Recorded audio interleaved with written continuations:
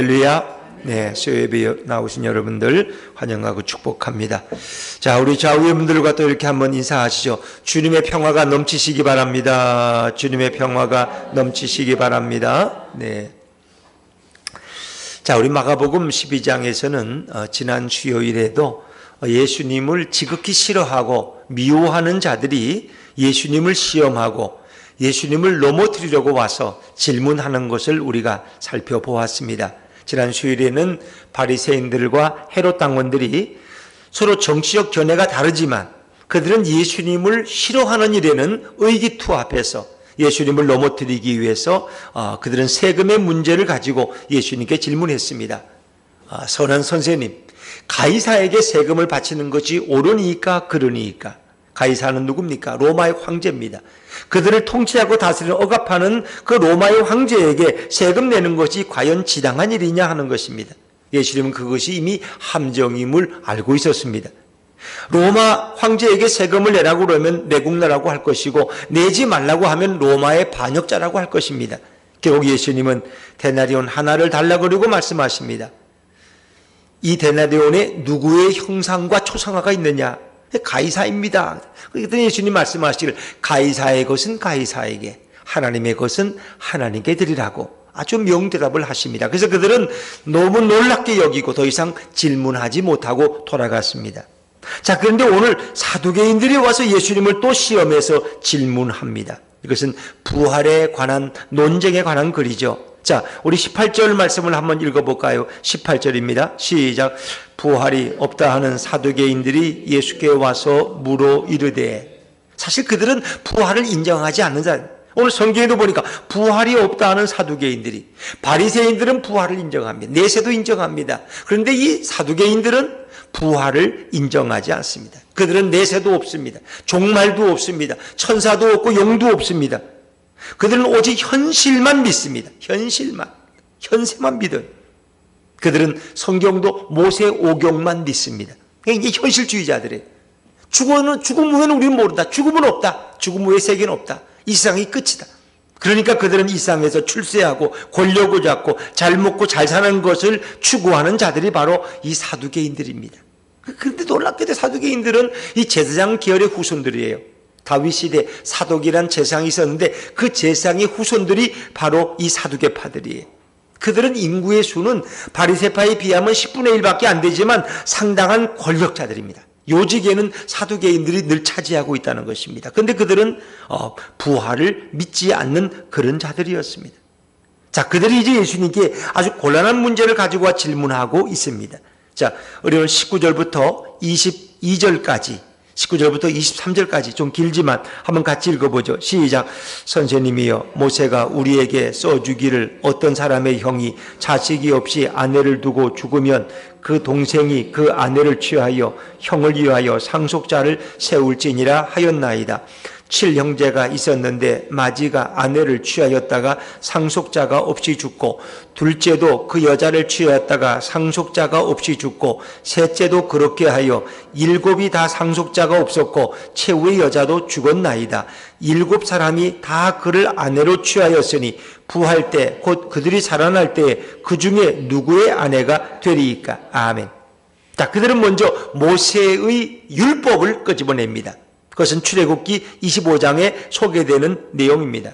모세는 신명기 25장 5절에 우리가 말하는 이 계대 결혼이라는 것을 이스라엘 백성에게 명령했어요. 우리 다른 말로 형사 취수법이에요. 형사 취수법. 다시 말하면 아주 간단해요. 이 사자는 죽을 사자입니다. 형이 죽으면 취하는데 누굴 취하느냐? 자기 형수를 취하는 거예요. 동생이. 이게 형사 취수법입니다. 우리가 쉽게 말하면 성경에서 계대 결혼, 이렇게 계대 결혼이라고 말합니다. 자, 모세는 계대 결혼을 명했어요. 형이 결혼해서 살다가 먼저 죽었어요. 아내는 있는데 자식을 낳지 못했어요. 아들을 낳지 못했어요. 그러면 동생이 그 형수와 결혼해서 형의 가문을 잇기도록 아들을 낳아준다는 그런 제도가 바로 이 계대 결혼입니다. 그래서 사두개인들은 이 계대 결혼을 잘 알고 있었어요. 모세가 말한 이 계대 결혼을 당신도 아시지 않습니까? 그러면 어떤 가정에 7형제가 있었다. 아들만 7형제. 그런데 큰 형이 결혼했다가 죽었어요. 이유는 모르겠어요. 그러니까 둘째가 또 결혼했는데 둘째도 아이를 못 낳고 또 그 형수가 결혼했다가 또 죽었어요. 그다음에 셋째 동생이 또 형수와 결혼했는데 그도 또 죽었어요. 근데 마지막 7이 다 죽었어요. 결혼했다가. 이렇게 됐을 때 부활의 때에는 누구의 아내가 되겠습니까? 뭐 이런 말도 안 되는 질문이죠. 이것은 부활을 조롱하기 위해서, 부활을 반대하기 위한 사두개인들의 아주 이렇게 그 교활한 질문이라고 생각하시면 됩니다. 뭐 이런 일은 거의 없잖아요. 있을 수가 없죠. 7 아들이 다 죽었다. 자, 그러면 한 번씩 다 칠형제가 살아봤어. 한 여인이. 그러면 부활 때에는 누구와 결혼해서 누구의 아내가 되겠습니까? 이런 엉터리 같은 질문이죠. 사실은 이 계대 결혼은 유대인들에게는 매우 중요한 것이고 실제로 시행이 되었습니다. 이 계대 결혼, 형사취수법을 말하면 대부분 사람들이 흥미롭게 생각해요. 그거 자기 남편도 아니라 또 어떻게 이렇게 자기 형수하고도 이렇게 살 수가 있나? 이렇게 생각하는 분들이 있어요. 근데 이게 사실 흥미로운 법이라기보다는 굉장히 무거운 짐입니다. 유대인들은 이 계대 결혼을 안 하려고 했어요. 피하고 싶었어요. 왜? 경제적 짐을 지고 싶지 않았거든요. 그래서 창세기 38장에 보면은 유다라는 12아들 중에 넷째 아들이 유다잖아요. 유다에게 다말이라는 며느리가 있었어요. 이 며느리를 봤는데 이 엘이라는 아들과 결혼했는데 그만 이 엘이 먼저 죽어버렸어요. 그러니까 이 다말이 이제 어떻게 아이도 없이 이 과부가 된 거예요. 그 둘째 아들이 유다의 둘째 아들이 오난이에요. 그 오난하고도 결혼을 시켰더니 오난이 어떻게 했느냐? 자기 형수에게 자식을 낳게 하길 원치 않았어요. 자식을 낳으면 자기가 책임져야 되기 때문에, 부양을 해야 되기 때문에, 그래서 일부러 설정을 하는 거예요. 다시 말하면 그러니까 형수에게 사정을 하지 않고 밖으로 사정을 해서 아이를 갖지 않도록 했다는 거예요. 근데 이건 하나님이 진노하셔서 결국 오난을 쳐서 죽여버리셨어요. 이 성경에 나오는 얘기예요. 그들이 이제 유다가 놀랐어요. 둘째 아들 죽고 나니까 셋째 아들 이제 막내가 하나 있는데 걔 어린애까지 죽으면 우리 집엔 씨가 말리는 거예요. 그러니까 다말을 돌려보내요. 너희 친정에 가 있어라. 돌려보내. 아이가 아직 어려서 너하고 결혼시킬 수가 없다. 셋째는 너무 어려서. 근데 그 사실 배후에는 어떤 의미가 있어요? 저러다가 우리 아들 다 잡겠네. 그런 얘기예요. 이 아들들이 정직하지 못한 거예요. 하나님의 말씀대로 그들은 형수와도 결혼해서 그 가정에 자식을 낳고 그 가문을 이어가는 것이 하나님의 뜻이었어요. 그런데 이 오난이라는 자녀는 설정을 했다고. 설정을 했어요. 그러니까 이제 이게 의학적인 용어로 지금 사용돼. 오난이라는 말은 자기 아내에게 사정하지 아니하고 밖으로 설정해서 자식을 낳지 못하게 하는 걸 이걸 오난이라고 지금도 의학적으로 말하죠, 여러분. 참 이렇게 우스운 얘기들이 성경에서 출발되었다는 거예요. 이제 그걸 미루어 보면은 결국은 이런 계대 결혼은 별로 인기가 없었다는 거예요. 누구도 그 짐을 지려고 하지 않았어요. 이제 그런 배경을 가지고 있어요. 근데 실제 우리가 이제 룻기서를 보면은 나오미라는 여인이 두 아들과 남편과 함께 베들레헴에 기근이 오니까 저기 모압 땅으로 이사를 갔어요. 거기 가면 잘 살아보려고. 근데 거기 간 지 얼마 안 돼서 10년도 안 돼서 자기 남편 엘리멜렉이 죽고 말론과 기론 두 아들도 결혼을 했지만 죽었어요. 그래서 시어머니와 과부된 시어머니와 두 며느리 오르바와 룻만 남았어요. 자, 그리고 이제 나오미가 살다 보니까 이방 땅에 살아봐야 희망도 없고 베들레헴에 다시 하나님이 축복하시고 기근이 풀렸다는 풍년이 왔다는 소식을 듣고 돌아오려는데 이 두 며느리가 따라오려니까 오르바는 돌려보내고 룻만 데리고 와요. 근데 룻은 참 효성이 지극한 며느리였어요. 그런 끝까지 자기 시어머니를 떠나지 아니하고 자기 시어머니를 곁에서 지키려고 하는 것이. 밭에 나가 일을 하고 이삭을 주어서 시어머니를 공경하는 참 훌륭한 며느리예요. 이방 여인이지만 너무나 훌륭한 여인이에요. 그래서 나오미가 이런 여인은 그냥 내 옆에 둬서는 안 되겠다. 그래서 그를 결혼을 시키죠. 자기 집안의 가장 유력한 남자인 보아스라는 남자의 품에 넘겨서 그와 계대 결혼을 시키는 거예요. 근데 이 보아스보다 먼저 가까운 친족이 있었는데 그 사람은 자기는 결혼 안 하겠다는 거예요. 자기는 책임 안 지겠다. 왜? 자기 부담스럽다는 거예요. 그래서 할 수 없이 보아스의 책임이 되어서 보아스가 룻과 결혼했는데 하나님이 그걸 축복하시는 거예요. 보아스도 축복하시고 룻도 축복해서 결국은 보아스와 룻이 결혼해서 낳은 자녀 아들이 누구냐? 오벳이라는 인물이에요. 오벳. 그리고 오벳의 아들이 누구냐? 이새입니다. 이새의 아들이 누굽니까? 다윗 왕입니다. 이 놀라운 거죠. 그러니까 하나님의 말씀에 순종을 했더니 이 가문에 다윗 왕이라는 위대한 왕이 출생하게 된 거예요. 이 참 놀라운 일이죠. 어찌 보면 어떤 분들은 우리 가문에 수치하고 그 이방 여인을 우리 며느리로 삼느냐 말이에요. 근데 그게 아니에요. 하나님의 뜻은 그 룻을 통해서 이 가문을 귀하게 세우는 거예요. 그래서 그것이 다윗 왕의 가문이 되고, 그리고 나아가서 다윗의 후손으로 오시는 육신적 예수 그리스도의 조상이 된 줄로 믿습니다. 이게 참 놀라워. 이게 하나님의 법이에요. 근데 오늘 사두개인들은 이 율법의 말씀을, 이 구약의 제도를 가지고 지금 예수님을 시험하기 위해서 예수님께 질문하고 있다는 것입니다. 예수님은 그들의 함정을 이미 알고 계셨어요. 예수님은 거기에 대해서 길게 설명하지 않습니다. 자, 24절 말씀을 합니다. 24절인데 24절 같이 읽죠. 시작. 예수께서 이르시되 너희가 성경도 하나님의 능력도 알지 못함으로 오해함이 아니냐. 예수님은 그들의 종곡을 정확히 알고 있었어요. 너희가 성경도 모르고 하나님의 능력도 모른다. 자, 성경에 이 사두개인들은 부활이라는 사상이 성경에 없다고 그들은 생각했어요. 더구나 그들이 성경으로 믿는 모세오경에는 부활 사상이 전혀 없다고 생각했어요.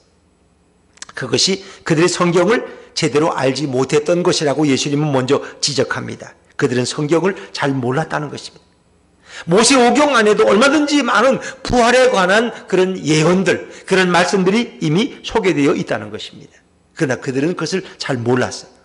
그래서 사실 출애굽기 3장 1절부터 6절까지 말씀도 가시떨기 나무 가운데서 하나님이 모세를 찾아와서 모세를 부르는 가운데 말씀하신 나는 아브라함의 하나님, 이삭의 하나님, 야곱의 하나님이라는 그 말씀도 그분이 바로 부활의 하나님임을 드러내고 있다는 것입니다.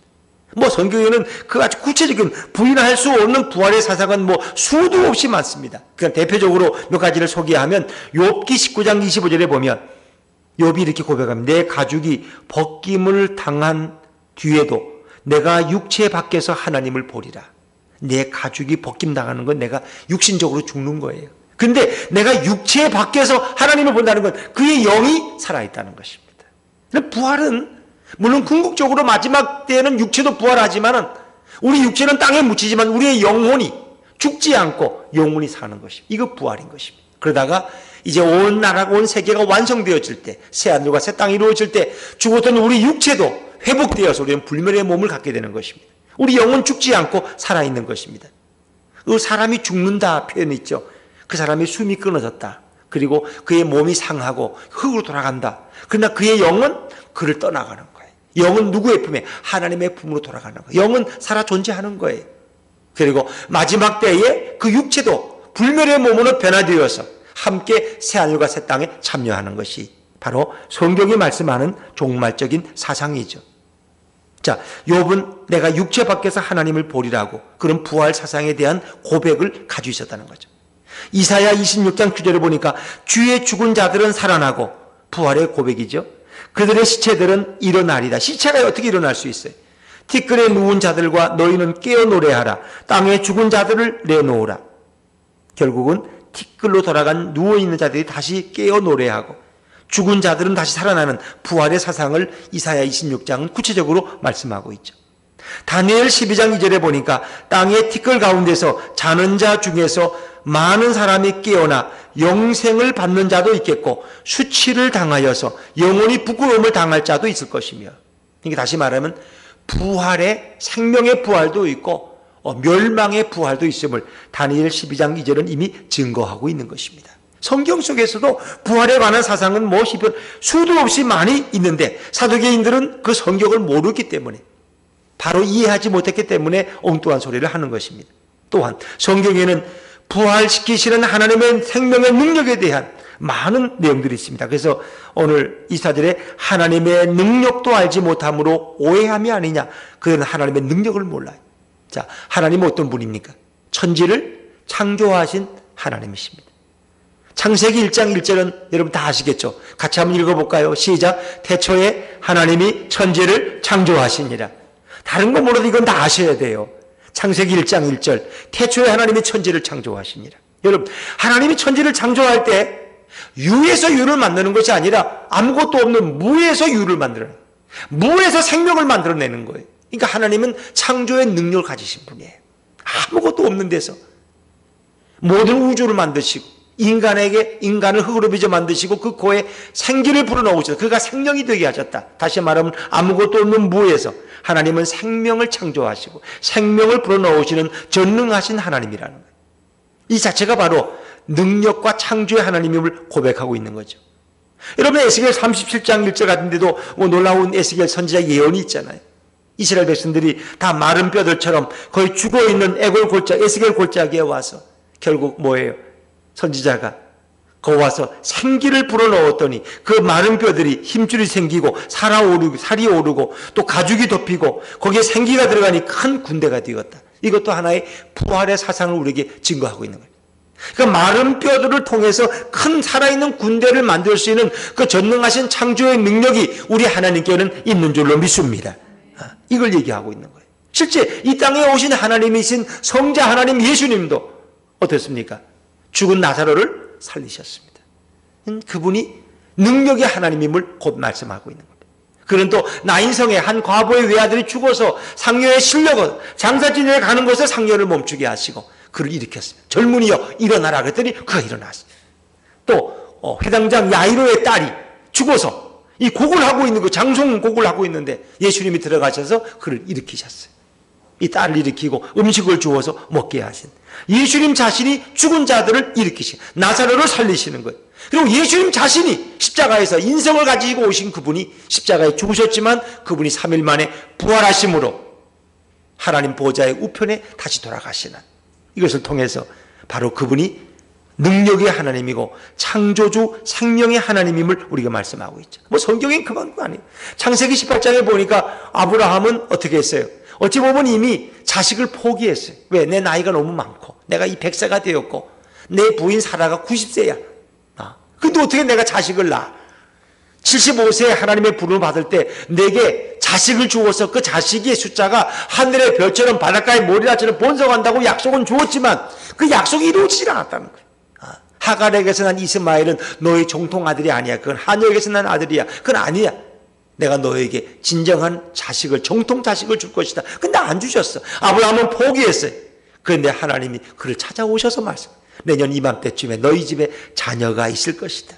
근데 로마서의 사도 바울의 표현을 빌으면 아브라함은 바랄 수 없는 중에 바라고 믿었다고 했어요. 그가 100세가 되어 자기 몸에 죽은 것 같음과 사라의 태에 죽은 것 같음을 알고도 믿음이 약하여지지 않았다. 아브라함은 100세였어요. 그는 이미 자식을 낳을 기력이 없어요. 생명력이 없어요. 사라는 이미 90세 할머니가 어떻게 태집이 있어서 어떻게 경수가 있어서 자녀를 잉태할 수 있겠어요? 그 불가능한 일이에요. 그런데 하나님은 창조주 하나님이고 생명과 부활의 하나님이 사라의 죽은 태 속에서 생명을 만들어내시고 아브라함의 그 노쇠한 육체 속에서 새 생명을 탄생시킨 분이 바로 우리 하나님인 것을 믿으시기 바랍니다. 이것이 바로 능력의 하나님, 창조주 하나님임을 우리에게 말씀하고 있는 것입니다. 하나님의 능력을 너희가 모른다는 것입니다. 그렇습니다. 그래서 결국은 예수님께서는 사두개인들에게 바른 창조의 능력을 말씀하시고 부활의 바른 믿음을 깨우쳐 주고 있습니다. 자, 그러면 25절 말씀으로 넘어가서 그러면 죽음 후에 도대체 어떤 모습을 우리는 할 것이냐 예수님 구체적으로 설명해 주십니다. 25절입니다. 25절 시작. 사람이 죽은 자 가운데서 살아날 때에는 하늘에 있는 천사들과 같으니라. 아멘. 사람들은 부활 후의 세계를 몰라요. 우리가 죽어서 천국 간다, 천당 간다. 그럼 도대체 거기서 어떻게 사는 걸까? 다시 부부가 만나는 걸까? 부부가 만나요, 안 만나요? 안 만났으면 좋겠다는 거지. 나는 만났으면 좋겠어, 그냥. 다시 좀 두 번째 한 번 더 잘하고 싶어. 너무 잘못해가지고 나는 회개하는 마음으로. 근데 하나님이 안 된다고 지금 그러시는 것 같아 보니까. 그렇죠? 부활 후의 세계는 현실, 지금 세계하고는 달라요. 지금처럼 결혼하고 아이 낳고 또 아이가 커서 또 결혼시키고 이런 현세의 질서와는 다르다는 것입니다. 우리는 죽음 후에 다시 부활할 때는 장가도 아니 가고 시집도 아니 가고 우리는 뭐예요? 하늘에 있는 천사들과 같다. 천사라는 건 뭐예요? 천사라는 것은 영원 불멸의 존재입니다. 그는 놀지도 않고 쇠하지도 않고 없어지지도 않고 영원 불멸의 모습이 천사의 모습이에요. 천사는 쇠퇴하지도 않고 자라지도 않아요. 천사가 뭐 자라가지고 키가 더 컸다, 뭐 나이가 들었다 이런 게 없어요. 천사는 있는 그대로예요. 하나님이 창조하신 모습 그대로예요. 그의 생명은 영원한 것입니다. 천사는. 그래서 천사장으로 있다가 타락한가 뭐예요? 사탄이에요. 사탄. 미가엘 천사인가 뭐 천사장으로 있다가 하나님 앞에 교만해가지고 결국 보역했다가 쫓겨나서 사탄과 마귀의 세력이 돼요. 그들은 없어지지 않아요. 영원한 마지막 불못의 심판이 들어가기 전까지는 지금 이 땅에서 지금도 일하고 있는 거예요. 천사들도 그 영혼은 생명은 영원한 것입니다.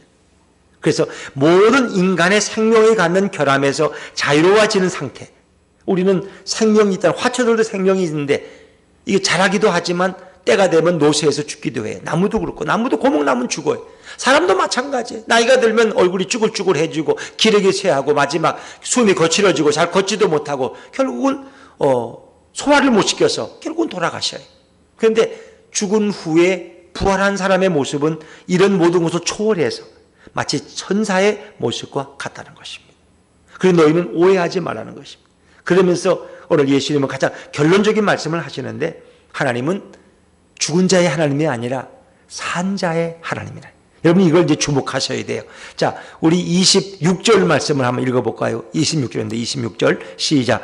죽은 자가 살아난다는 것을 말할진대 너희가 모세의 책 중 가시떨기 나무에 관한 글에 하나님께서 나는 아브라함의 하나님이요 이삭의 하나님이요 야곱의 하나님이로다 하신 말씀을 읽어보지 못하였느냐. 아멘. 이게 예수님 말씀인데 예수님은 오늘 26절 중반절에 나는 아브라함의 하나님 이렇게 기억이라고 되어 있죠.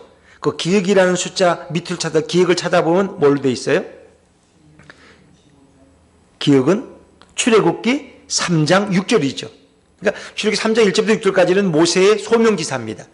모세가 미디안 광야로 도망쳐서 거기서 목자로 생활할 때 어느 날 하나님이 그를 찾아오신 거예요. 가시떨기가 타고 있는데 없어지지 않아. 연기도 안 나고 불꽃은 있는데 참 놀라운 신비한 일이에요. 보통 타면은 가시떨기 없어지는데 타기는 타는데 불꽃은 있는데 연기도 나지 않고 없어지지도 않아. 그건 하나님의 임재를 표현하는 겁니다.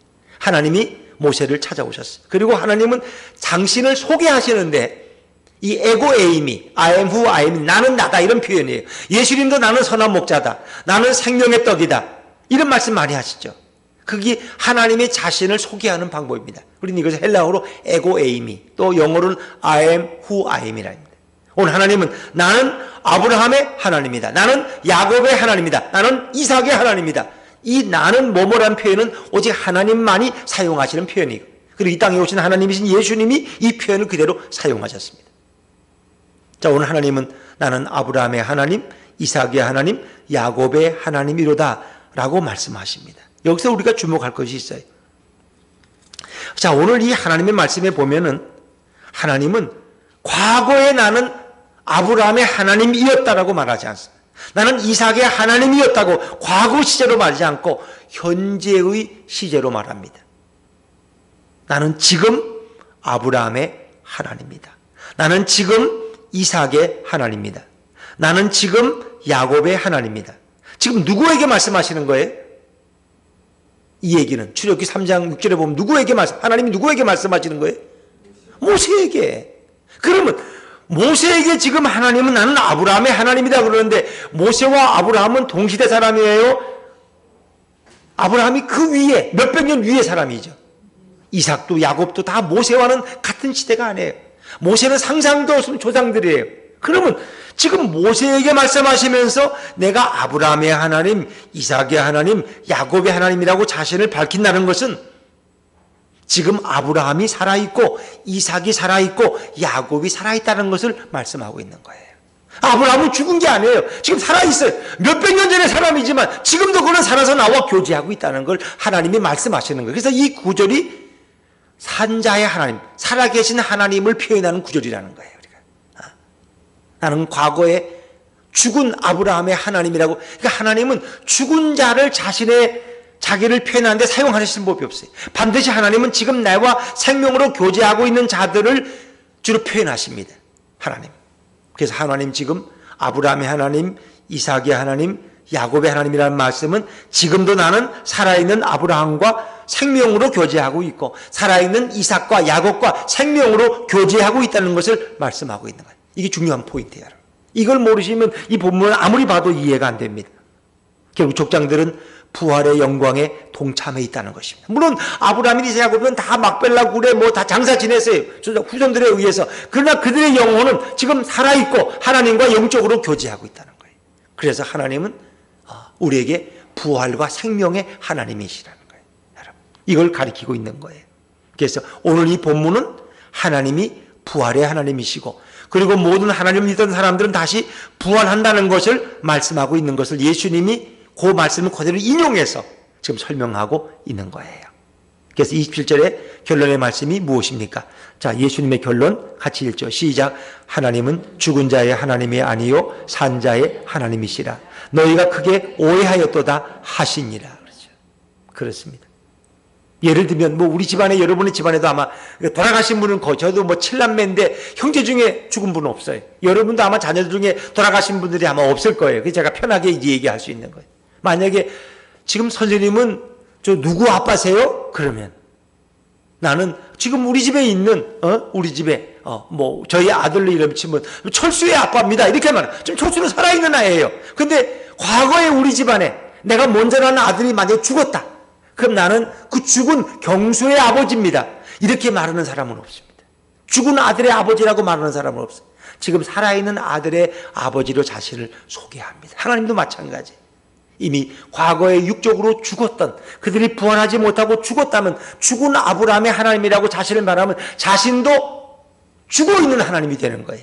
그렇기 때문에 지금도 자신과 살아서 교제하고 있는 영생의 생명을 누리고 있는 아브라함과 이삭과 야곱의 하나님이라고 자신이 생명의 하나님임, 부활의 하나님임을 하나님은 스스로 소개하고 계시는 거예요.